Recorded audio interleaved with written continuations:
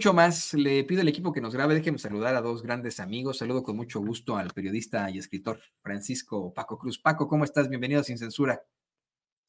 Toño, ¿cómo estás? Un abrazote para el licenciado Gutiérrez Priego. Y mira, Pepe, no pude estar hoy, pero Sí. también un abrazote. Nada más recordar que el domingo vamos a estar a las 5 de la tarde en la feria del libro en el Zócalo para presentar su nuevo libro.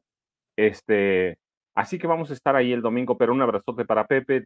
Sé que estaba un poco molesto con un ojo, un problema, pero un abrazote, esperándolo siempre, así que siempre hace falta. Y sí, temas hay, Toño, los periodistas insistiendo sobre la reforma judicial, que tiene muchas vertientes.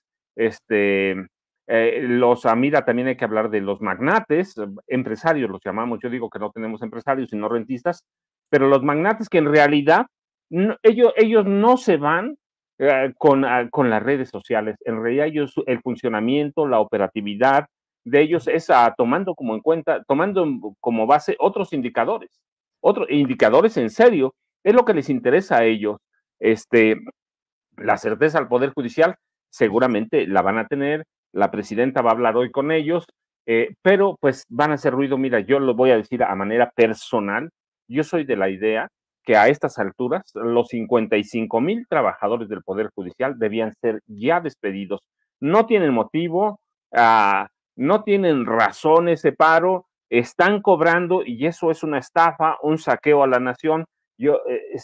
Seguramente 1,000, 2,000 por allí se salvarán, pues a esos sobre otras bases los puedes recontratar. ¿Por qué? Pues seguramente lo merecen, pero a los demás yo personalmente digo, los puedes liquidar, porque además hay bases, pensaron en algún momento que su trabajo es vitalicio, ¿no? Es de planta seguramente, o de base, muchos de ellos, pero vitalicios no hay ningún empleo, ni en gobierno, ni en la empresa privada. Los puedes liquidar, hay procesos legales para hacerlo, seguramente el licenciado Gutiérrez Priego lo sabe, bueno, no seguramente, él lo sabe, ¿sí? Nosotros más o menos sentido común y la experiencia propia podemos decir, pero yo soy de la idea que los 55,000 debían irse a la calle ya. Llevan más de 54 días en paro, ¿sí? Cobrando, robando y además están amenazando. No sé hasta dónde vayan el alcance que vayan a tener las amenazas, pero la verdad es que a estas alturas temas tenemos mucho, Toño, así que nada más para abrir de boca. No, y es que se supone que ya no deberían de estar en paro.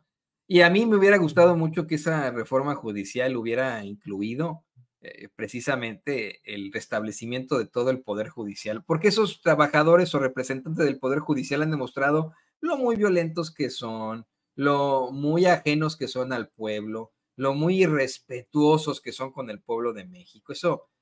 Híjole, cómo da coraje el ver cómo nos ofenden constantemente, nos llaman ignorantes cada que pueden. Pero bueno, estamos platicando. Le pido al equipo que nos grabe para saludarte también a ti, querido César. Saludo con mucho gusto a un verdadero abogado, especialista en derecho penal, derecho militar y seguridad nacional, así como aspirante a ministro de la Suprema Corte de Justicia, situación que nosotros aquí en Sin Censura pues respaldamos al 100%. El queridísimo César Gutiérrez Priego. ¿Cómo estás, César? César, ¿cómo te va? Muy bien, Toño, con el placer de saludarte a ti y a Paco. Siempre es un placer poder estar con ustedes. Un saludo a Pepe. Esperemos que se encuentre mejor.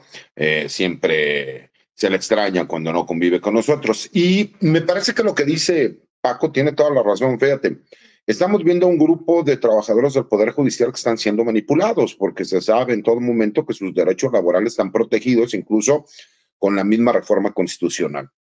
Pero nos damos cuenta cuando escuchamos, ¿no?, a personajes o a líderes dar diferentes entrevistas en medios de comunicación amenazando que ellos van a influir en cuanto a resoluciones que se podrían llevar a cabo. Esto significa que es algo que comúnmente realizan, ¿no?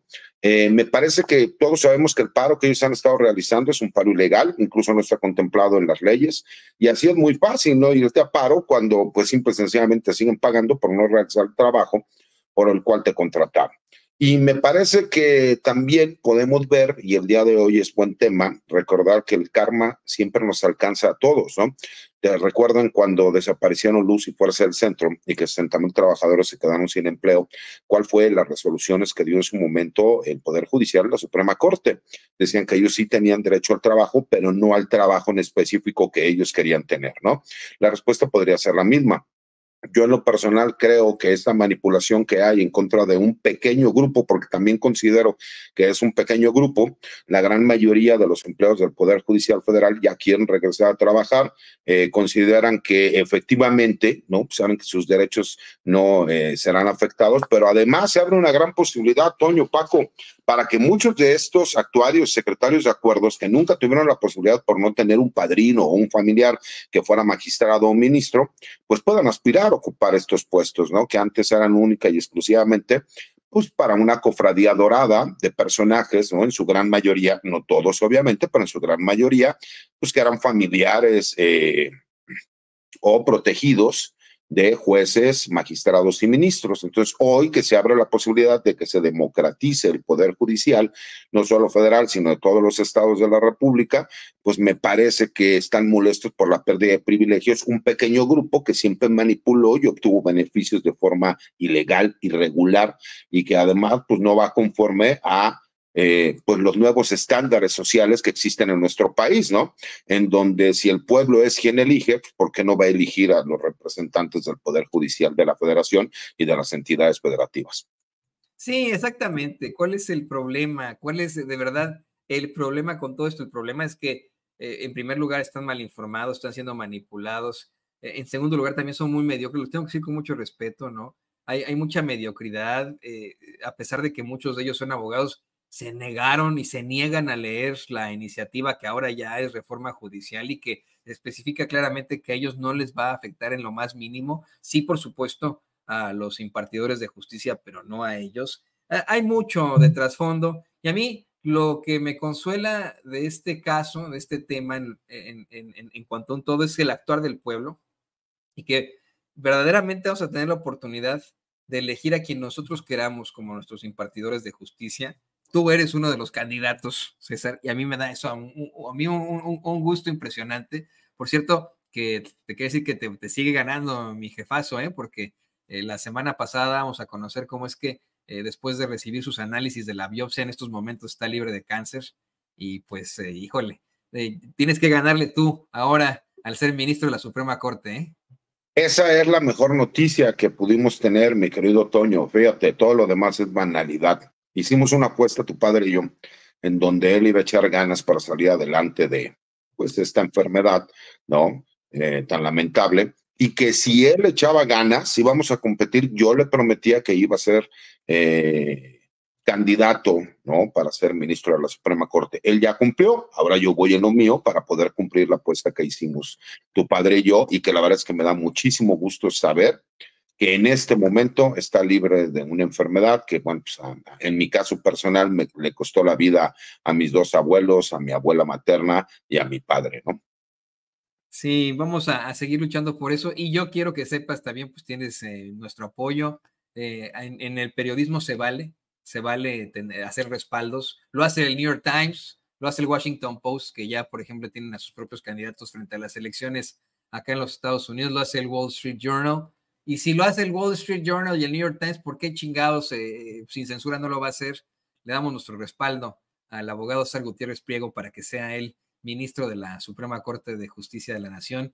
Yo de verdad veo eso en un futuro cercano, lo vimos en la Feria Internacional del Libro, allá en el Zócalo, cómo es que la gente te recibe, no como abogado, César, sino como ministro, creo que se va a poder cumplir. Pero bueno, ¿qué les parece que vamos a los temas de hoy? Y le pido al equipo que nos grabe.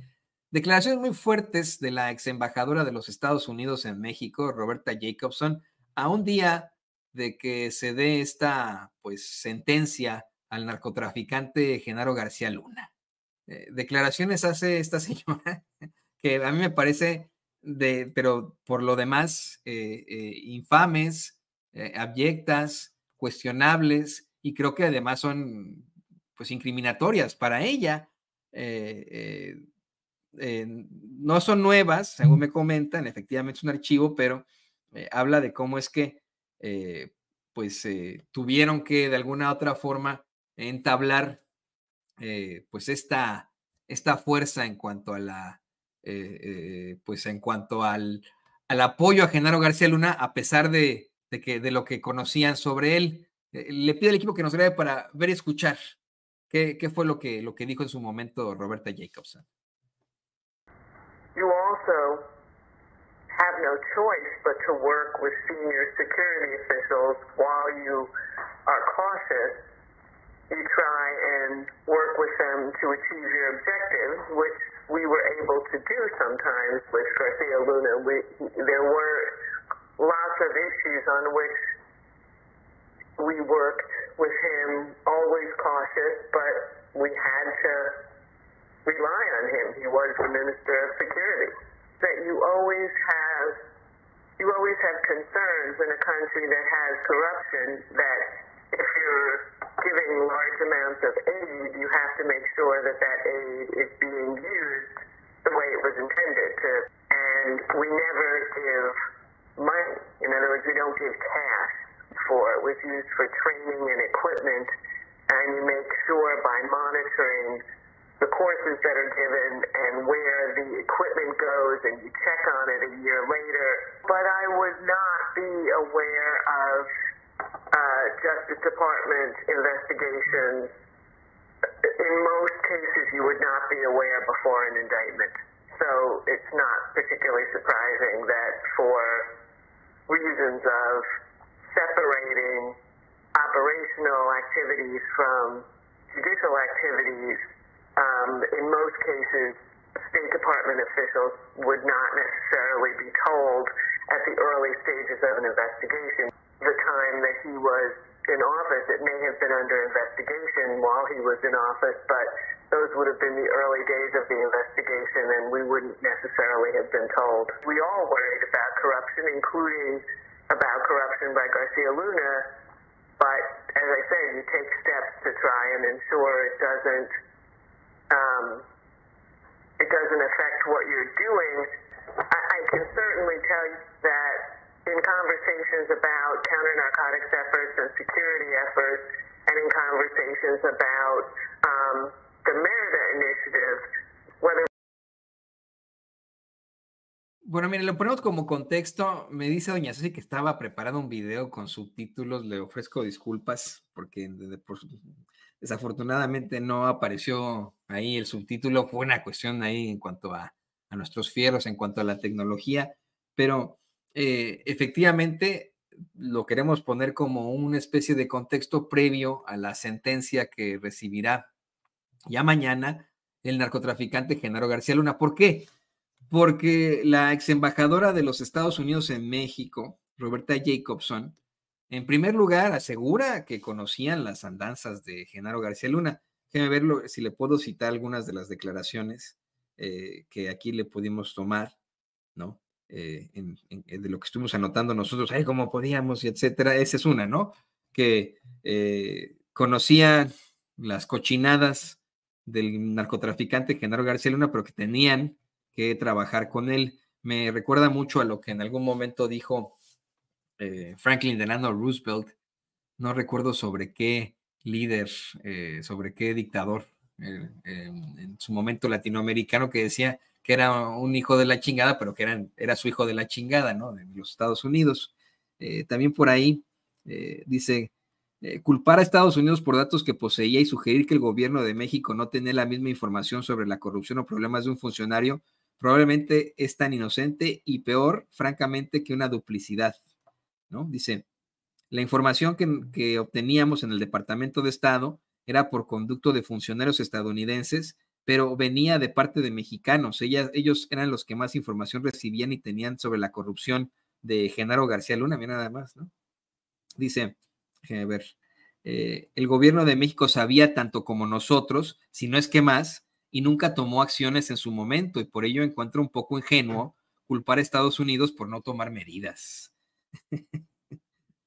Bueno, pues ¿cómo ves, Paco? ¿Qué opinas de estas declaraciones de archivo de la ex embajadora de los Estados Unidos en México, Roberta Jacobson, sobre el actuar muy cuestionable del narcotraficante Genaro García Luna en el sexenio de Felipe Calderón. Mira, Toño, nada más para ponerlo en contexto, a Roberta Jacobson, o Jacobson, como la llama la gente en México, Roberta Jacobson no es a una persona cualquiera. Desde 2007 ella ocupó cargos en el Departamento de Estado hasta llegar en el gobierno de Enrique Peña Nieto a la Embajada de Estados Unidos, como embajadora de Estados Unidos en México, y antes fue subsecretaria para asuntos latinoamericanos prácticamente, es decir, conoce bien todo el contexto, sabe a lo que se enfrenta, y cuando da estas declaraciones lo hace con todo ese conocimiento desde que fue alta funcionaria del Departamento de Estado hasta llegar a la subsecretaría. Es decir, pensar que el gobierno de México no sabía sería como insultar al sentido común, sería como insultarnos a nosotros mismos. Nosotros lo hemos documentado. Si nosotros lo documentamos, ¿por qué no podrían hacerlo ellos? Ella lo dice, sabíamos de declaración, a partir de declaraciones de la o funcionarios o criminales mexicanos. Si todo el mundo lo sabía en el gobierno, todo el mundo sabía. Yo tenía la información en 2010, que es cuando nace García Luna, el señor de la muerte. Todo el mundo lo sabía, todo el mundo. El FBI premió a García Luna en 2005, poco después lo hace la DEA, el FBI lo hace en el gobierno de Vicente Fox Quesada, en 2005. Es cuando el FBI reconoce el trabajo, después lo hace la DEA. Todo el mundo sabía que era un capo y que tenía relación con otro tipo de criminales en México. Relación no como policía, sino a nivel de complicidad. Sabían que controlaba bandas de secuestradores, sí, sabían todo. ¿Por qué lo dejaron trabajar? Otra vez, Estados Unidos siempre ha hecho lo mismo. El problema con Calderón, el problema con Genaro García Luna, es que intentaron tomarle el pelo a Estados Unidos, ¿sí? Estados Unidos había dado muestras. Yo he puesto casos de América Latina, pero en México ya lo había hecho. La CIA, la DEA, el Departamento de Estado tenían, por ejemplo, conocimiento de todo lo que hacía Arturo el Negro Durazo Moreno cuando a José López Portillo lo propuso como jefe de la policía de la Ciudad de México. Platicó, porque eso además lo platica José López Portillo en sus memorias, lo platica, se sienta con el Departamento de Justicia, con el Departamento de Estado, le dicen, señor, pero el Negro Durazo es un criminal, tiene relación con narcotraficantes, con bandas de robo de autos, con todo mundo. ¿Y qué hacen el Departamento, Estados Unidos, la Casa Blanca? ¿Qué hace? Le permiten trabajar. ¿Por qué? Porque López Portillo les promete que él se va a encargar de desaparecer de una vez y para siempre a las guerrillas comunistas que todavía había en México. Y lo dejan trabajar, y lo dejan operar en narcotráfico. ¿Y qué pasó? ¿Cómo terminó Arturo Durazo Moreno? En la miseria.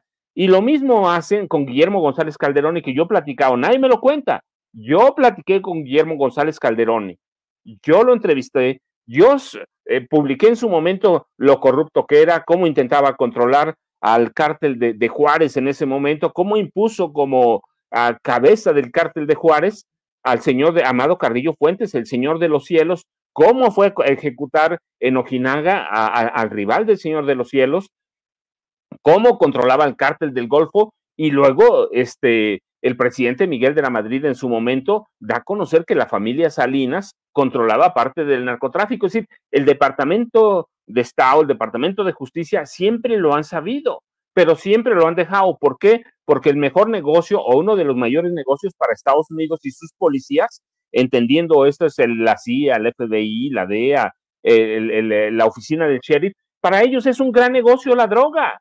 Y no se ensucian las manos. Lo único que tienen que dejar es dejar trabajar a la gente en México. En este caso, regresando al tema, en este caso a Genaro García Luna, a Felipe Calderón. Todo mundo lo sabía, pero Genaro García Luna controlaba el narco para todos. en complicidad, siempre lo voy a decir, con Felipe Calderón Hinojosa. ¿Por qué lo dejaron trabajar? Porque es un negocio, pero no entendieron los mensajes. El día que ya no le sirvió Guillermo González Calderoni, lo ejecutaron en McAllen. El día que el negro Durazo ya no le sirvió, lo dejaron caer. Entonces, no entendieron. Y no entendieron también que Estados Unidos es un gran creador de monstruos como el sistema político mexicano. Así que, en algún momento, Genaro García Luna como Felipe Calderón se trataron de pasar de listos. Eso hay que decirlo. Yo, mira, digo, siempre voy a decir lo mismo, cómo Genaro García Luna quería que no lo atraparan si se les fue a entregar. Se les fue a entregar, así que Estados Unidos en el momento que ya no tuvo un uso para Genaro García Luna, lo tumbó, lo tiró, lo pisoteó, lo aplastó, y ese es el resultado. El capo, porque hoy hay que decirlo, el capo Genaro García Luna enfrenta mañana su destino, mientras Felipe Calderón Hinojosa está autorrefugiado en España y otros cómplices de Genaro García Luna están escondidos. Yo te puedo hablar de algunos porque tengo los nombres de memoria. Maribel Cervantes Guerrero, sí, que hasta el gobierno de Alfredo del Mazo Maza fue secretaria de Seguridad Pública en el Estado de México. Víctor Gerardo Garay Cadena, que está escondido por ahí. Ese tipo siempre fue cómplice de Genaro García Luna. María Vanessa Pedraza Madrid, que era su comunicadora. Ahí está su esposa, Linda Cristina Pereira Gálvez, que siempre hablamos de ella. Es decir, ahí están los cómplices, ahí está el grupo, pero el que va a pagar es como dicen en mi pueblo, el más pendejo, porque además digo la palabra porque la dije en su momento, Felipe Calderón Hinojosa va a pasar a la historia como el gran pendejo, porque no va a querer reconocer su complicidad con Genaro García Luna, lo van a dejar hundir. Ahí está Margarita Zavala Gómez del Campo. Genaro García Luna hizo todos los programas de inteligencia para el partido de Margarita Zavala Gómez del Campo. Finalmente fracasó porque Margarita también no tiene capacidad para más. Genaro García Luna le hizo el trabajo de inteligencia cuando fue candidata presidencial independiente. Sí. Genaro García Luna va a enfrentar solo a su destino, no importa que hable mañana, que diga lo que quiera. Finalmente ya fue encontrado culpable en febrero de 2023. Mañana van a dictarle sentencia, la que sea esta, el primer secretario de Estado mexicano condenado por delincuencia organizada, no solo narcotráfico, por delincuencia organizada, entre otros por comandar o encabezar una banda, un grupo de que se dedica a la delincuencia organizada y al narcotráfico. Así que es un tipo que todo mundo sabía, pero todo mundo lo dejó trabajar porque el narcotráfico es un negocio para algunas personas. Unas personas de quién? De Estados Unidos, a través de la CIA, a través de la DEA, a través del FBI. Es un gran negocio, por eso lo dejaron trabajar. Y esto debe servir como lección, mira, no solo para México, debe ser una lección para funcionarios del resto de América Latina, ¿sí? Debe ser una gran lección. El día que no le sirvan a Estados Unidos, esto es el resultado. Genaro García Luna, hace poco condenaron al expresidente de Honduras, Juan Hernández, pero sin restarle méritos a Honduras, que es un país que me encanta, y a la gente de Honduras, fue un país menor en cuestiones de tráfico de drogas. En cuestiones de tráfico de drogas, el equivalente de México es Colombia, Argentina, Brasil, y hoy tienen que entenderlo como una lección. Estados Unidos no tiene amigos, tiene intereses, y el día que no les sirves, te aplastan, se deshacen de ti. Hoy está aplastado, y yo espero que algún día lleguemos a Felipe Calderón Hinojosa, pero ¿por qué lo dejaron trabajar, Toño? Porque el tráfico de drogas ilegales o drogas duras, como las llaman, es un gran negocio. Fue un negocio para Felipe, pero fue un negocio para Estados Unidos.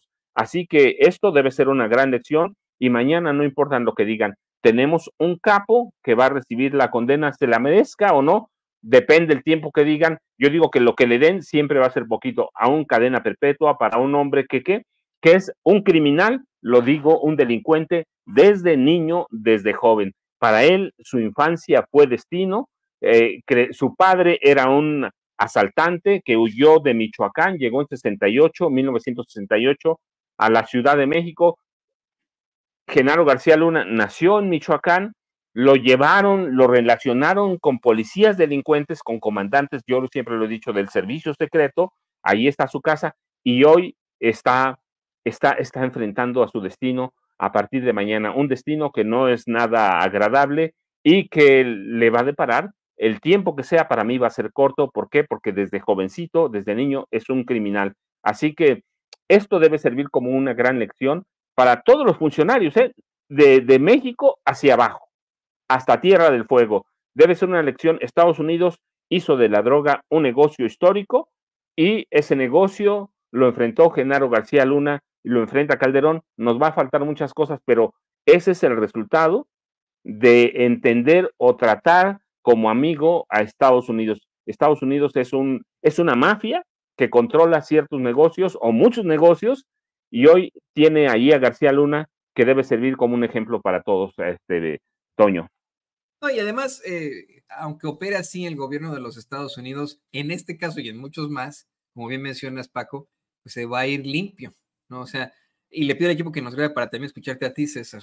Vamos a tener a un gobierno de los Estados Unidos que va a presentar a un Genaro García Luna mañana vestido de civil, como lo mencionaba la compañera de Infobae, que eso es una nimiedad, como bien planteaba la doctora Sheinbaum. Aquí lo importante es señalar que es un narcote, ¿no? Bueno, lo van a presentar de civil, le van a dar chance de que dé su último mensaje antes de que le den la muerte civil, que eso es lo que va a hacer, porque de acuerdo al derecho procesal acá en Estados Unidos, va a tener que ser condenado a cadena perpetua. O sea, el juez Brian Cogan está obligado, de acuerdo a cómo se configuran los delitos de los que lo declararon culpable, está obligado a condenarlo a cadena perpetua.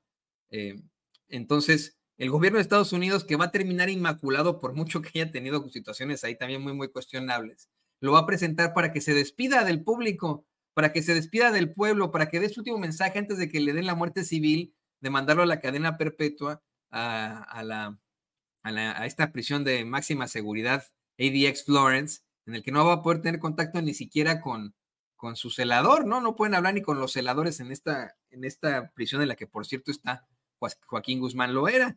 Y pues creo que, en mi opinión, sé qué opinas tú, César, aquí ya se va a cerrar el caso, ¿no? Ya aquí ya se acaba la idea de Genaro García Luna, después de haber tenido la posibilidad de cantar, de exhibir a sus socios. Aquí, en mi opinión, es el gobierno de los Estados Unidos metiendo a Genaro García Luna en una cajita y escondiéndolo para siempre. Fíjate, Toño, que no creo que sea lo último. Fíjate, creo que no será lo último que escuchemos de Genaro García Luna, ¿no? Si bien es cierto, se espera que la sentencia sea cadena perpetua, me parece que le están autorizando, ¿no? La última voluntad al poder él ir vestido, ¿no? Como civil, con un traje, y poder, pues, dirigirse al juez respecto a la sentencia que va a emitir, ya que fue encontrado culpable. Pero me parece que en su momento tenemos que entender que, pues, él fue un administrador que el gobierno de los Estados Unidos utilizó para lo que son los grupos criminales en México, ¿no? Y que de alguna forma, pues, terminaron sirviendo a los intereses que buscaba como un conglomerado de instituciones, el país más poderoso del mundo y que además es el principal consumidor de drogas a nivel mundial, ¿no? Y hay que recordar, como bien lo dice Paco, ¿no? Él lo que hizo en su momento con el AFI y posteriormente siendo secretario de Seguridad Pública Federal, con la Policía Federal, es copiar un esquema como lo que existía anteriormente en la Dirección Federal de Seguridad, en donde realizabas supuestos, ¿no? Operativos con la intención de dar a conocer y manipulabas a medios de comunicación para que vean que se estaba realizando trabajo, como lo que pudimos ver en su momento en el montaje de Israel Vallarta, ¿no? Como ese vimos varios operativos que llevaron a cabo y que obviamente varios periodistas y medios de comunicación se prestaron para hacer ese trabajo. Y que realmente lo que nosotros hemos visto es, pues, que era ese famoso gatopardismo, ¿no? Hacíamos como que hacíamos mucho, pero en realidad no hacíamos nada. Y este administrador que de alguna forma utilizó el gobierno de los Estados Unidos, pues le sirvió en diferentes lugares, ¿no? Desde el gobierno de Vicente Fox Quesada, posteriormente en el gobierno de Felipe Calderón, pero incluso como un asesor externo durante el gobierno de Enrique Peña Nieto, porque es una realidad también. La mayoría de los personajes que seguían encontrándose en la Policía Federal, pues eran personajes ligados a Genaro García Luna. Ese ha sido también a lo mejor uno de los graves problemas que hemos tenido en los últimos años respecto a que se señale que son las autoridades militares las que manejan en muchas ocasiones la seguridad pública del país y que no sean las autoridades civiles, cuando tenemos el problema de que la mayoría de las autoridades civiles están ligadas a Genaro García Luna, ¿no? Incluso el actual secretario de Seguridad Pública, se han hecho acusaciones de ligarlo con Genaro García Luna. Entonces, cuando tenemos esa problemática y nos damos cuenta que, pues, vemos que el personaje más importante durante 2 sexenios y que además en un tercer sexenio fue el de Enrique Peña Nieto, pues obviamente nos demuestra pues, que sí existía forzosamente una relación con los grupos criminales, pero que beneficiaba en su momento a los Estados Unidos. Ya lo escuchamos por parte de esta entrevista que hace la ex embajadora de los Estados Unidos en México, Roberta Jacobson, en donde señala que incluso ellos tenían conocimiento, ¿no?, de estos nexos de Genaro García Luna, pero que les convenía a ellos el utilizarlos, ¿no? ¿Por qué? Porque simple y sencillamente el gobierno de los Estados Unidos, como tú dices, no tiene amigos ni tiene aliados. Tiene personajes que les pueden servir en su momento para lo que ellos están buscando. Y siempre han buscado, a lo mejor, el que los grupos criminales generen guerras en otros países, pero que a ellos nada más llegue el pago del dinero y las drogas, que ellos como sociedad saben que tienen que entrar forzosamente a los Estados Unidos porque tienen un alto índice de su sociedad adicta a las drogas, ¿no? Entonces, imagínate, cuando nosotros vemos este tipo de situaciones y como bien lo dijo Paco, ¿no?, los antecedentes de lo que está hablando de estos comandantes en su momento, ¿no?, como Calderón y como Florentino Ventura, cuando nos menciona el antecedente del Zorro de Ojinagua, y nosotros entendemos, ¿no?, los que conocemos un poco del tema de cómo se fue conformando el narcotráfico en México, pues te das cuenta que no solo es de familias, también es de personajes que han estado ligándose y que han iniciado carreras desde hace muchísimos años, ¿no? ¿Quién lo diría que Genaro García Luna trabajó en el CISEN, trabajó en el Instituto Nacional de Combate a las Drogas, que ahí fue él obteniendo información, ¿no?, incluso de muchísimos empresarios, políticos, él mismo era el que comandaba varios de estos grupos de delincuentes y posteriormente él realizaba ciertas detenciones, ¿no? Porque ese es el famoso gatopardismo, ¿no? El hacer como que trabajamos mucho, pero para que las cosas sigan igual, nada más que dándole una perspectiva distinta.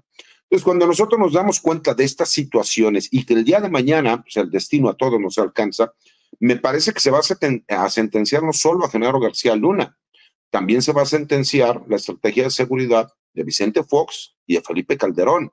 Y me parece que va a ser la muestra más clara de lo que estamos viviendo al día de hoy, generado por gobiernos anteriores, y que aunque quieran seguir diciendo que supuestamente había nexos del presidente López Obrador porque fue a darle la mano a la mamá del Chapo Guzmán, por tener un gesto con una persona de la tercera edad que le costaba trabajo caminar, pues me parece que no es lo mismo, si me explico, a lo que aquí ya, después de un juicio, que por más que quieran criticar ese juicio, se llegó a una resolución, de acuerdo a las leyes de los Estados Unidos, de que él era culpable, pues veremos una sentencia que, como bien lo dice Toño, seguramente será una sentencia de cadena perpetua, porque el antecedente que tenemos es de Joaquín Guzmán Loera, conocido como el Chapo Guzmán, que se le emitió una sentencia de cadena perpetua. Y la pregunta, ¿no?, más importante, creo yo, sería, ¿cuándo veremos, ¿no?, a aquellos presidentes como Vicente Fox o como Felipe Calderón que paguen por estas omisiones? Porque recordemos que hay delitos de acción, como lo que generó García Luna, y de omisión, porque la responsabilidad que tenía el presidente de la República en estos dos casos, pues ellos eran los comandantes supremos de las Fuerzas Armadas y los encargados del Ejecutivo. Y si Genaro García Luna formaba parte de ese Ejecutivo, pues por supuesto que ellos también son responsables por omisión, mi querido Toño y mi querido Paco. Sí, y yo insisto, se van a tener que quedar así, ¿no? Como que no pasó absolutamente nada, aunque en un futuro podríamos esperar que efectivamente podamos encontrar algún tipo de respuesta algún tipo de acusación formal en contra de pues, personajes como la señora Hillary Clinton, los encargados de la seguridad en tiempos de Barack Obama y de Felipe Calderón, como Eric Holder, el fiscal, tantos personajes que pues, tendrían que también ser llamados a cuentas por pues estas incidencias en las que habría tenido participación alguien como, pues eso, alguien como Genaro García Luna. Perdimos por ahí la comunicación con César. Le quería preguntar sobre su columna. No sé si hubo un problema con el internet, porque hay César también publica una columna ahora en La Silla Rota y habla sobre la estrategia en materia de seguridad que debe ir acompañada de resultados. Pero en lo que se reconecta César para hablar de este tema también, le pido al equipo que nos grabe porque da para mucho todavía lo que va a ocurrir mañana ante la sentencia de Genaro García Luna. Hemos estado analizando, querido Paco, la posibilidad de que en algún momento efectivamente Genaro García Luna cante. En estos momentos el planteamiento que hacen desde diarios como El Financiero, Bloomberg, me parece que lo hicieron también por ahí por Milenio, siguen apapachando a este sujeto, este narcotraficante en los medios de comunicación corporativos, pero en lo general lo que estamos observando ya es lo inevitable de que obtenga una cadena perpetua mañana, porque insisto, en el derecho procesal estadounidense se configura que debido a los delitos cometidos tenga que ser sentenciado a cadena perpetua. Eso es una realidad, ¿no? Entonces, se configura eso. ¿Tú ves la posibilidad de que en algún momento, como dicen algunos de los comentócratas mexicanos, de que en algún momento ya estando ahí en ADX Florence, ya sentenciado a cadena perpetua, Genaro García Luna pues intente cantar, intente decir algo al respecto, intente embarrar a algunos de sus socios para tratar de reducir su condena, que puede todavía llegar a pasar, se plantea? Toño, a ver, fíjate, son dos temas y te voy a decir a los dos no. Es decir, que en algún momento en el futuro o cercano o lejano veamos algún alto funcionario de Estados Unidos juzgado por casos como este, no. Estados Unidos nunca se va a sentar a sí mismo en el banquillo de los acusados. Es decir, mira, cuando son los juicios como estos, no es un juicio de tal fiscal o tal funcionario contra Genaro García Luna. Es el juicio de the people, Estados Unidos contra Genaro García Luna. Y Estados Unidos nunca, no importa qué, se va a sentar a sí mismo en el banquillo de los acusados. Puede ser que veamos algún funcionario menor, agentes de la DEA, agentes del FBI, agentes de la CIA, sentado en el banquillo de los acusados, pero ver a un personaje como Hillary Clinton sentado en el banquillo de los acusados, no, porque hay una narrativa que es real, ¿sí? Todo se hace en nombre del gobierno o del pueblo de Estados Unidos. Así que no se van a sentar ellos en el banquillo de los acusados. Las élites políticas de Estados Unidos, Partido Republicano, Partido Demócrata, las élites nunca se van a sentar a sí mismas en el banquillo de los acusados. Tendría que pasar lo que pasó en México, un cambio de régimen, no solo de gobierno. No se van a sentar. No creo que debamos esperarlo nunca va. En el caso de García Luna, en algún momento aquí lo dijimos, ¿va a cantar García Luna? No por una razón, y es muy sencilla. Genaro García Luna, al hablar, tendría que denunciar a ciertos personajes, y esos ciertos personajes conforman mafias. ¿Quiénes son? Felipe Calderón Hinojosa, Vicente Fox Quesada, Ernesto Zedillo Ponce de León, Carlos Salinas de Gortari, todos mafiosos. No lo digo así al aire, no, ya lo he documentado, lo hemos platicado, y tendría que denunciar a algunos magnates que son mafias también, o a la jerarquía católica de este país, que también son mafias. ¿Y qué le espera a un delator? La muerte, va a la ejecución. Si Genaro García Luna no ha hablado, es porque él sabe que ya hay ejemplos de altos funcionarios mexicanos ejecutados en Estados Unidos por delatores. Es el caso de Guillermo González Calderoni, que lo hemos mencionado. Guillermo González Calderoni controlaba para el gobierno de Salinas, pero además como superpolicía. Era el superpolicía de Carlos Salinas de Gortari, formalmente, no nada por debajo de la mesa. Controlaban al cártel del Golfo, controlaban al cártel de Juárez, y el proyecto de Salinas era controlar como el proyecto de Calderón. Es decir, no era el primer intento. El proyecto de Salinas era controlar el crimen organizado. En ese momento eran solo cárteles del narcotráfico. Después en la historia devienen como mafias controlando otros delitos federales, la extorsión o cobro de piso, la trata de personas, la prostitución, trata de tráfico de indocumentados. Es decir, ese era en Guillermo González Calderoni. Finalmente no pueden controlar a todo el crimen organizado. Cuando termina el gobierno de Salinas, Guillermo González Calderoni se va a entregar a Estados Unidos, se entrega a la DEA, lo reciben como un testigo cooperante, lo esconden, lo protegen, hasta que un día no lo pudieron proteger. Un día, ¿quién denunció cómo que Guillermo González Calderoni tenía que ir a un edificio a hacer unos trámites en McAllen? ¿Quién lo denunció? ¿Quién sabe? Pero es parte de la corrupción también de las policías de Estados Unidos, ¿sí? Lo denuncian y lo ejecutan cuando sale de una oficina en McAllen. Hay evidencia suficiente que fue un francotirador, aunque la historia la cambian a una narrativa de que se le acercó a un auto, un pistolero y lo mató. En cualquiera de las versiones que le den, es gravísimo. Estados Unidos tenía la obligación de proteger a Guillermo González Calderoni porque les había ido a entregar la información que tenía sobre los grupos del narcotráfico en ese momento. Todos. Y lo cazaron. Bueno, y luego le pasa lo mismo con Arturo el Negro Durazo Moreno. A él no lo llevan a Estados Unidos porque huyó a Puerto Rico el Negro Durazo, pero finalmente lo van cercando hasta que termina muriéndose el Negro Durazo. Y esos son los ejemplos que tiene Genaro García Luna. Y mira, hay que decirlo, Guillermo González Calderoni no tenía, protegido por Estados Unidos, no tenía familia. Y lo fueron a matar. ¿Quién lo mató? ¿La mafia de Salinas? ¿La mafia de Cedillo? No saben quién lo mató. Es un asesinato y punto, ¿sí? Genaro García Luna tiene otras preocupaciones. No es solo, tiene una familia.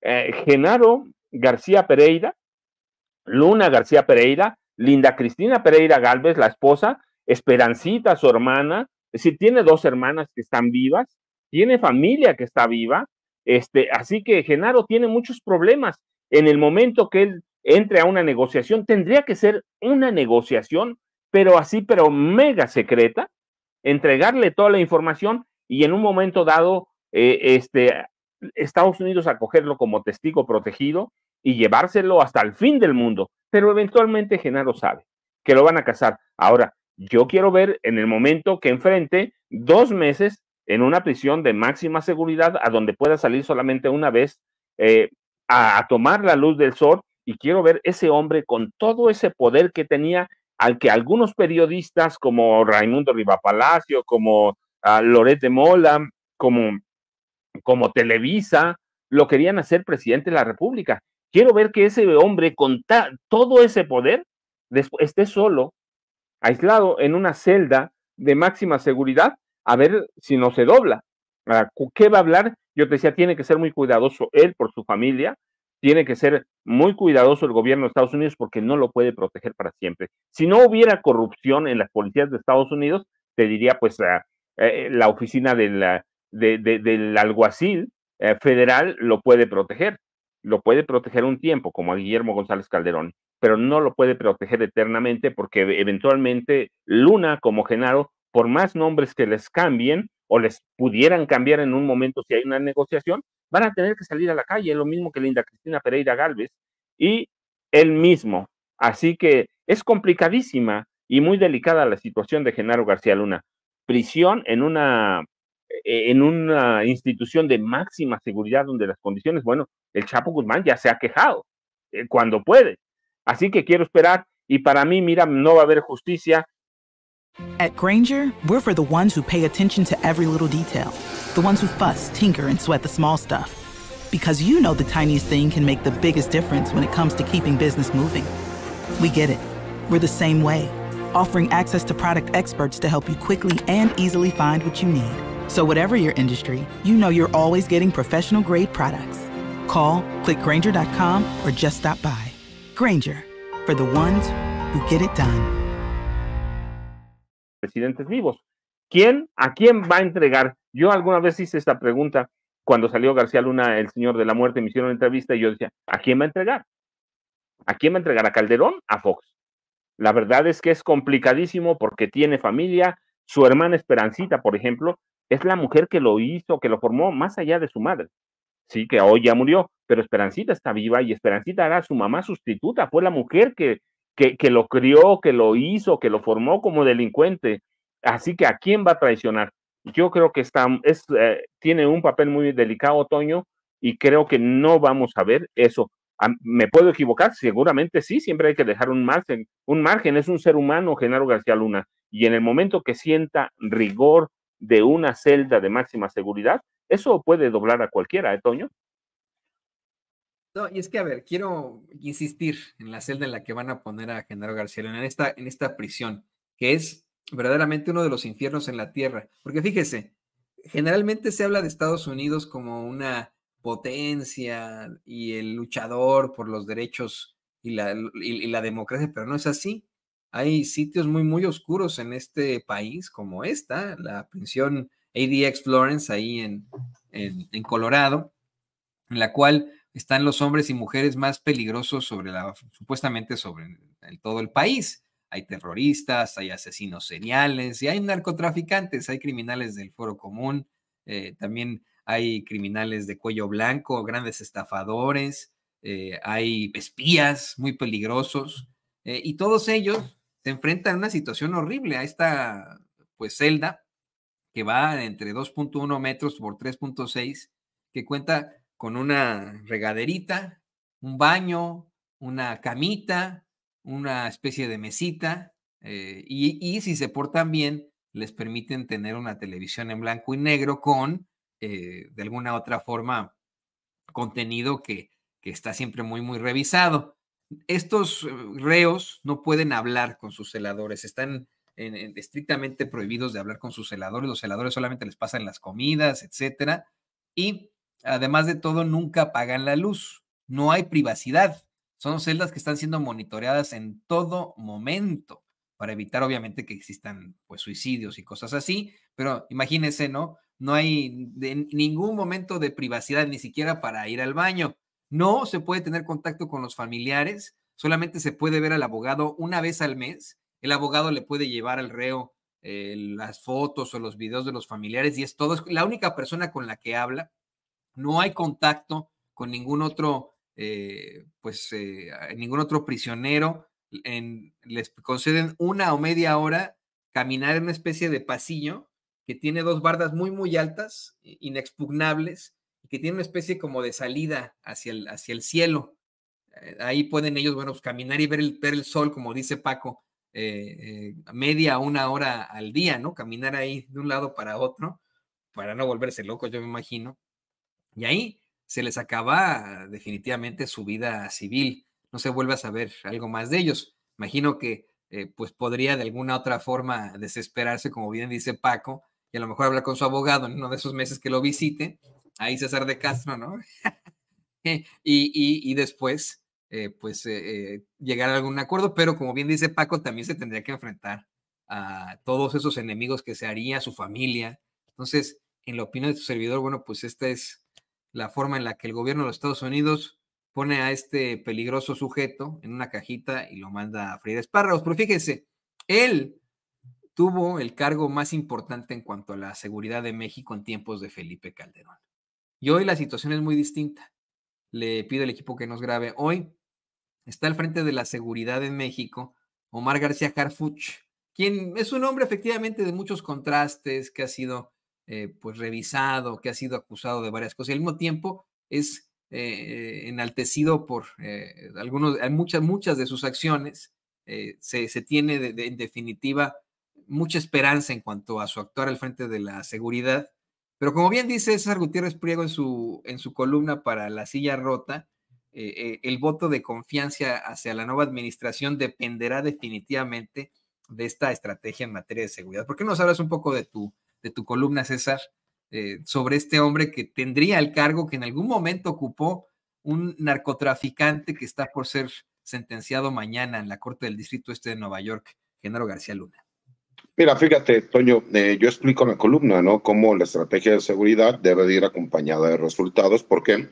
Porque me parece que tenemos muchas expectativas positivas respecto al trabajo que se pueda llevar a cabo. Ojo, me parece que la gran diferencia que existe aquí es que la Guardia Nacional ya es una comandancia general que forma parte de la Secretaría de la Defensa como una fuerza armada encargada única y exclusivamente de la seguridad pública. ¿Qué nos demuestra esto? Que es no concentrar todo el poder en una sola secretaría, sino que tiene que existir coordinación para que se pueda llevar a cabo.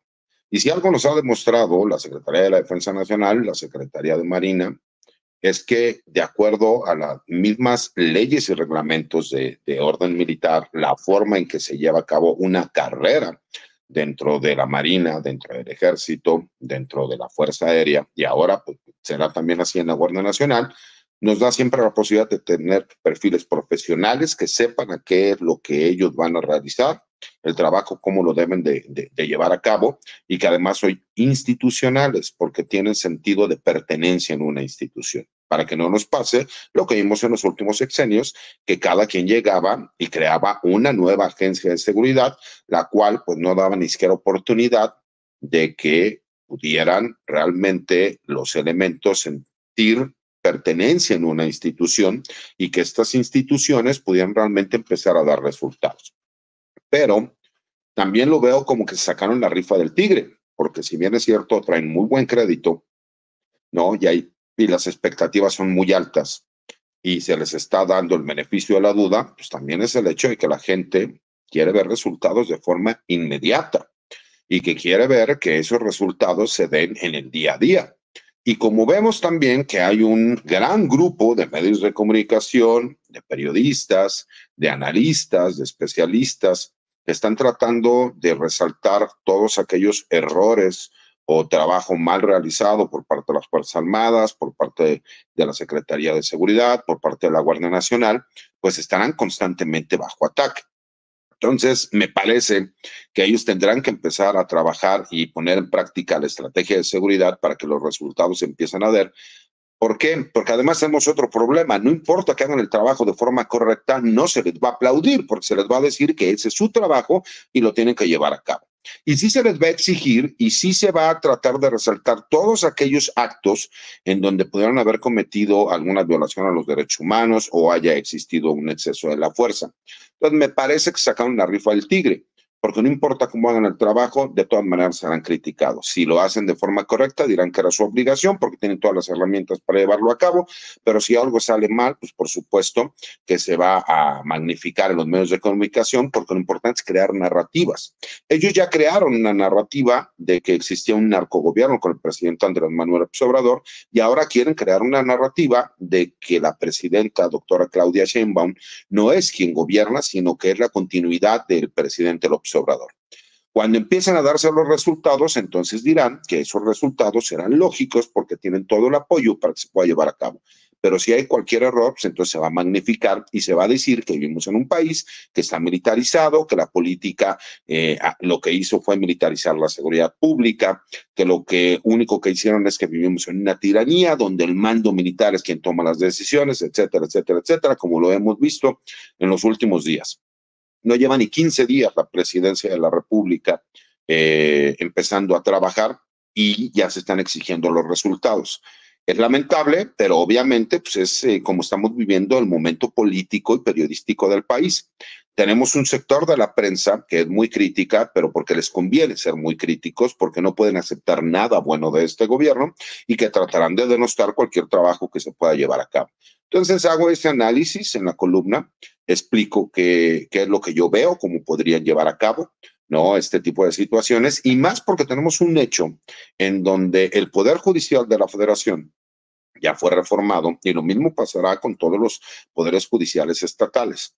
y que se tiene el temor fundado de que a lo mejor en represalia muchos de estos juzgadores y magistrados o incluso ministros pudieran tomar decisiones que beneficien a todos estos presuntos criminales y que traten de dejar en mal el trabajo realizado por parte de la Secretaría de Seguridad y Protección Ciudadana, de la Guardia Nacional o incluso de las fiscalías, tanto la General de la República como de los estados, para dejar en libertad o no vincular a proceso a estos presuntos delincuentes. Es situación que pues, obviamente ha llamado poderosamente la atención y ha prendido a las alarmas dentro del gobierno federal, por lo cual tratan de ser muy claros y muy específicos respecto al trabajo, de cómo se tiene que llevar a cabo. ¿Por qué? Porque más allá de que pudiese existir corrupción de algunos miembros del Poder Judicial, también está el hecho de que muchos de ellos, si hemos visto alguna, como por ejemplo la vocera de un grupo importante de trabajadores del Poder Judicial, amenazar y decir que ellos, si no se les da una solución a lo que ellos están buscando, que es la cancelación de la reforma al Poder Judicial, misma que ya es ley y que no podría ser posible por los medios legales que conocemos, entonces podrían influir incluso en algunas resoluciones. Esa es una amenaza pública que se ha dado a conocer y que me parece que pues pone la atención en el gobierno federal y lo que pudiese pasar en los meses por venir. Vamos a ver qué pasa, vamos a ver qué pasa en estos meses. Yo estoy esperanzado de que va a haber un cambio inherente en todas las cosas, que efectivamente no va a ser tan fresa como dijo en su momento el ahora expresidente Andrés Manuel López Obrador, así no va a ser la doctora Claudia Sheinbaum. Vamos a ver en qué termina todo esto. Mientras tanto, queridos compañeros, yo les quiero agradecer que hayan sido parte de esta muy interesante mesa de seguridad. Le mando, por supuesto, un saludo, un cálido saludo al maestro José Reveles. Ya se incorporará en la próxima. Y bueno, pues estábamos contigo, querido César. Por favor, compártenos tus redes sociales para que la gente se ponga en contacto contigo. Claro que sí, Toño. Mira, mi cuenta de X, anteriormente Twitter, que es @CésarGutiPri, que es la que manejo personalmente.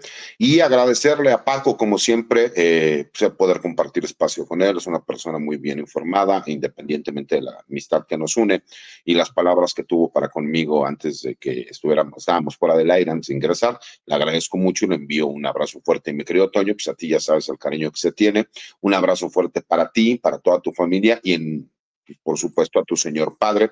Dile que me va ganando la apuesta que hicimos, este reto que tenemos, pero que haré lo propio para tratar de igualar, ¿no? Y pues muchas gracias, agradecido con las personas que nos escuchan y que nos ven, mi querido Toño, y aquí estamos pendientes para próximas participaciones. Nos invitas cuando juramentes como ministro de la Suprema Corte de Justicia y estaremos con mucho gusto en esa Suprema Corte de Justicia, en ese Esperemos, mi querido Toño. Mira, tengo un interés legítimo, que se nos dé la oportunidad de participar y que sea la gente quien decida si merecemos el recibir el voto. Obviamente, esa es la gran ventaja que tenemos con esta reforma, que cualquier persona que cumpla con los requisitos no necesita forzosamente tener contactos políticos o hacer cochupos, ¿no? Para pues, tener una posibilidad de ser ministro. En mi caso, yo levanto la mano como cualquier ciudadano y que se me dé la oportunidad. Lo único que pido es que se me dé la oportunidad y que ya sea la gente quien decida si merecemos el voto o no.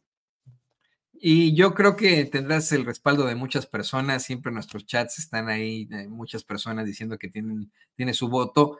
Y lo mejor de todo, creo que eres un perfil con las manos limpias. Eso es lo más importante, ¿no? Estoy convencido de que llegas con esas manos limpias, con ese reconocimiento, sin pelos en la lengua, pero sí con los pelos de la burra en la mano, con todo ese bagaje jurídico necesario y sobre todo privilegiando a la justicia sobre cualquier otra cosa, que eso es lo más importante y lo que necesitamos en nuestros ministros de la Suprema Corte de Justicia. Ya lo estaremos platicando siempre aquí en Sin Censura y ahí, insisto, va nuestro endorsement al queridísimo César Gutiérrez Priego, abogado, usted lo conoce, gran abogado, especialista en derecho penal, derecho militar y seguridad nacional, y hoy aspirante a la Suprema Corte de Justicia de la Nación. Querido Paco, también, por favor, tú compártenos tus redes sociales para que la gente se ponga en contacto contigo. Toño, mira, se lo dije al licenciado Gutiérrez Priego en privado, pero lo dije en público el viernes pasado en la charla que tengo en el canal de Astillero. En realidad la charla era sobre Roberto Gil Suárez y la mafia que se posiciona para entrar a la Suprema Corte. Cuando dicen hay que tener cuidado para que no vayan a entrar capos a la Suprema Corte, pues tenemos aquí a Roberto Gil Suárez como primer capo. Toda la mafia, todo el crimen reunido en una sola persona, haciendo, pero en el proceso él decía que iba a ser el primero, y yo le digo, aclaro, no es el primero. El primero que hizo públicas sus aspiraciones para llegar a la Suprema Corte como ministro de la Suprema Corte fue el licenciado César Gutiérrez Priego, y habló una serie de cosas, pero yo, mira, lo que dije, lo voy a resumir. César Gutiérrez Priego es un especialista, aquí hemos tenido no sé cuántas charlas, tenemos amistad, y yo les decía, a mí no me importa que César sea especialista en derecho penal, en derecho militar, que conozca la seguridad nacional de este país. Pues, esos son requisitos que tiene que cumplir cuando vaya a presentar su registro. A mí lo que me importa, y es lo que registró la gente, y es así como lo percibe la gente, es que César Gutiérrez Priego tiene lo que perdieron jueces, magistrados, ministros, históricamente, tiene humanidad, es un ser humano que convive con la gente, que conoce las necesidades de la gente. Sí, para ser buen juzgador, yo digo que es el mismo requisito que para ser periodista o buen periodista. Hay que ser buena persona. Y César, en el tiempo que yo lo he tratado, en las mesas, personalmente, tiene eso, es un ser humano. Y eso debe contar mucho ahora que tengamos que elegir ministros o magistrados o jueces para para el Poder Judicial, magistrados, ministros para la Suprema Corte. César tiene eso, es un ser humano, así que se lo dije en privado, pero lo digo en público porque hay que decirlo, porque lo que tiene César es que es eso, es que es un gran ser humano. Y lo otro, mira, con lo que quiero cerrar, hay que recordar que el Poder Judicial es ya un partido político. Es un partido, nos guste o no, se ha comportado como un partido político de oposición, se ha comportado como un partido conspirador, y por eso decía, merecen todos los empleados, si bien es cierto que sé que hay excepciones, muchísimas seguramente, 1,000, 2,000, el Poder Judicial es un partido político y habría que despedir a los 55,000 y a partir de ahí rearmar todo el Poder Judicial. Sé que no lo van a hacer porque conozco la reforma, sé que todos los empleados tienen cabida, sé que todos se van a respetar sus derechos, pero para mí, sé que la presidenta Claudia Sheinbaum Pardo no lo va a decir, sé que los legisladores no lo van a decir porque ellos tienen la reforma y van a respetar los derechos, pero para mí, una de las formas, ahora que podemos, están casi 2 meses en paro, perdiendo mucho dinero, para mí debían despedirlos, liquidarlos con todos los derechos que hay en la ley que han acumulado y a partir de ahí reconstruir el Poder Judicial. Pero yo, ya sabes, Toño, @Paco Cruz Jiménez en X, antes Twitter, Francisco Cruz Jiménez en Facebook, te dejo un abrazote, lo mismo que al licenciado Gutiérrez Priego. Estamos a unas horas de conocer el destino final de Genaro García Luna y estamos unas horas de conocer el nuevo destino de lo que será la Suprema Corte de Justicia de la Nación. Así que muchas gracias, Toño. El licenciado también, gracias y un abrazote para los dos. Hasta mañana. Ahora que mencionas a Roberto Gil Suárez, me vino a la mente un dicho que siempre hacía mi abuelo materno, mi papanillo, que era militar, era oficial de sanidad, y que viene pues al caso de lo que es alguien como el abogado César Gutiérrez Priego y alguien como Roberto Gil Suárez, ¿no? Él decía siempre que el que es perico donde quiera es verde y el que es pendejo donde quiera pierde. Entonces, pues, desde el primer el verde va a ser el querido César Gutiérrez Priego y bueno, pues el otro tendrá que perder. Toño, un abrazo, Paco, la verdad, saludos a todas las personas que nos ven, nos escuchan y pues aquí estaremos pendientes para próximas participaciones. Ahí estaremos con mucho gusto. Ahí tienen a nuestros dos compañeros, al queridísimo Francisco Cruz, periodista y escritor, César Gutiérrez Priego, abogado. Aquí estamos siempre en Sin Censura. Y bueno, le pido